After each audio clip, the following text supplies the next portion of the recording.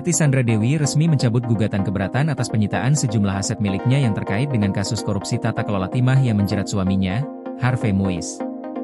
Dengan pencabutan ini, upaya hukum Sandra Dewi untuk memulihkan aset-aset yang telah disita, termasuk deposito dan deretan tas mewah, dinyatakan berakhir.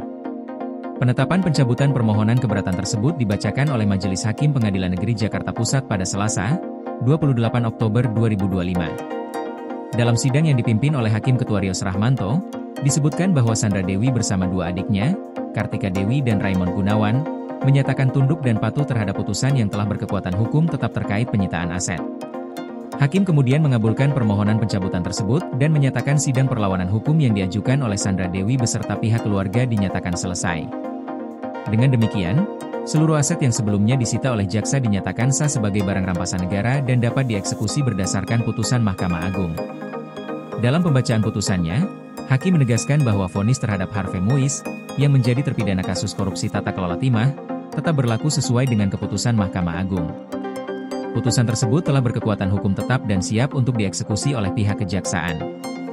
Kasus ini berawal dari penyidikan dugaan korupsi tata kelola timah di wilayah Bangka Belitung yang melibatkan sejumlah pejabat dan pengusaha, termasuk Harvey Muiz. Dalam putusan pengadilan pada Desember 2024, Harvey dijatuhi hukuman 6,5 tahun penjara dan seluruh asetnya dinyatakan dirampas untuk negara.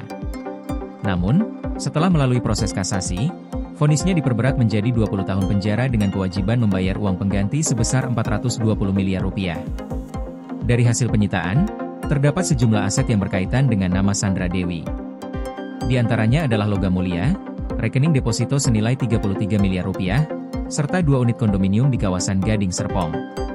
Selain itu, rumah di Kebayoran Baru dan 1 rumah di Permata Regensi, Jakarta Barat, juga termasuk dalam daftar aset yang disita. Selain aset properti dan keuangan, jaksa juga menyita 88 tas mewah milik Sandra Dewi dari berbagai merek ternama dunia.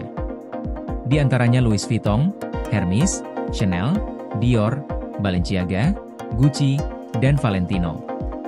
Tas-tas tersebut bernilai tinggi dan sebagian besar diidentifikasi asli berdasarkan hasil autentikasi yang dilakukan oleh penyidik. Pihak Kejaksaan Agung melalui Kepala Pusat Penerangan Hukum, Anang Supriyatna, menyampaikan bahwa langkah hukum penyitaan aset tersebut telah dilakukan sesuai prosedur. Ia menegaskan bahwa dengan dicabutnya gugatan keberatan dari pihak Sandra Dewi, seluruh barang bukti yang sebelumnya dipermasalahkan kini dinyatakan sah menjadi milik negara. Anang menjelaskan bahwa perkara Harvey Muiz telah berkekuatan hukum tetap atau ingkrah, dan jaksa akan segera melakukan eksekusi terhadap vonis 20 tahun penjara tersebut. Barang-barang bukti yang telah disita, termasuk kendaraan dan aset mewah, akan dirampas negara untuk kemudian dilelang.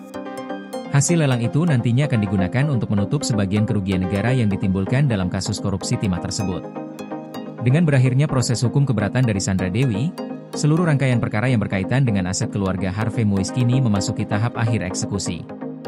Jaksa memastikan seluruh aset yang telah disita akan diproses sesuai ketentuan hukum yang berlaku, sekaligus menjadi bagian dari upaya negara dalam memulihkan kerugian akibat korupsi di sektor pertambangan timah. Koordinasi PLN dengan TNGL jelang Hari Kesaktian Pancasila, listrik terbangun, alam tetap lestari. Panen perdana garam Aceh. PLN hadirkan energi untuk UMKM di momen menyambut Hari Kesaktian Pancasila.